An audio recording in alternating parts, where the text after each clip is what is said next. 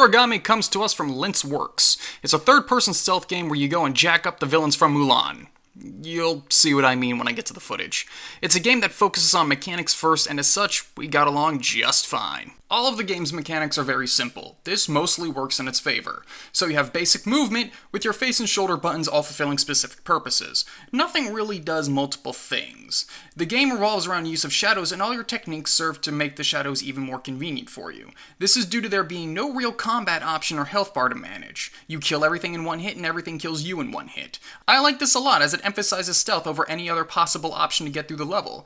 Now I can understand disliking this, as the game is limiting the player to only stealth rather than any form of run and gun or other tactic, but I'd rather a game focus on one gameplay idea and get it done right than shove a bunch of other stuff in and half-ass it all. As mentioned, mechanics come first in this game. For example, it doesn't make any sense for the enemy force to have an arsenal comprised entirely of light. I mean, how did they conquer Japan? Blind them and give them skin cancer? But it does make sense from a mechanics perspective. Your character is a shadow, essentially. Light expels darkness. It's a perfect excuse to have impassable barriers and one-shot kills. Seriously, you have no idea how much I respect the dev for putting mechanics first. It's very much like Doom in that respect, and I can't help but love it. The story of the game is much like the mechanics, an excuse to put us where we're at and explain why the character works like he does. There's a damsel in distress who used some magic to conjure up a ninja. Ain't that typical? Women talk all this good shit, but come time to move a couch, or take out the trash, or rescue them from a fire-breathing turtle, and uh-oh, it's time to summon a ninja. Aragami's attitude is pretty awesome too. There comes a point where your main character pretty much asks, so what happens to me when this is over? The summoner's response goes something along the lines of, well, I mean, the books don't exactly say what happens to you, but I did call you up to get me out of jail, so less talking, more jailbreaking, please. Chop chop. I mean, it all makes sense when you consider the twist at the end, but I won't spoil anything. The game's difficulty ramps up by introducing new enemies and adding the aforementioned barriers to work around. The new enemies are taken down the same way with a simple button press while in range, so it's a very natural progression of skill, especially for me. Because I suck and can't seem to find the scrolls needed to get new abilities.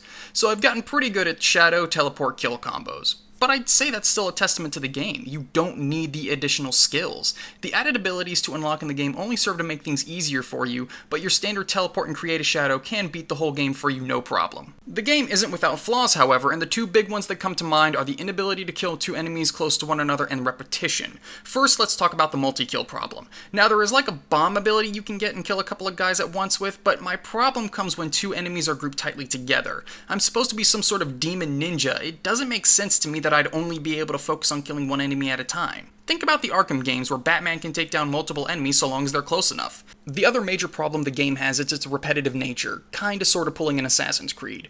The game plays out its hand at about the halfway point. From there you're facing the same obstacles and threats with a boss thrown in here and there. But I'll give the game its credit, this is also where the story starts to get juicy. So maybe that was the tactic there for the devs. Once they ran out of ideas for gameplay, they start throwing some curveballs in the plot to keep the audience interested. Who knows?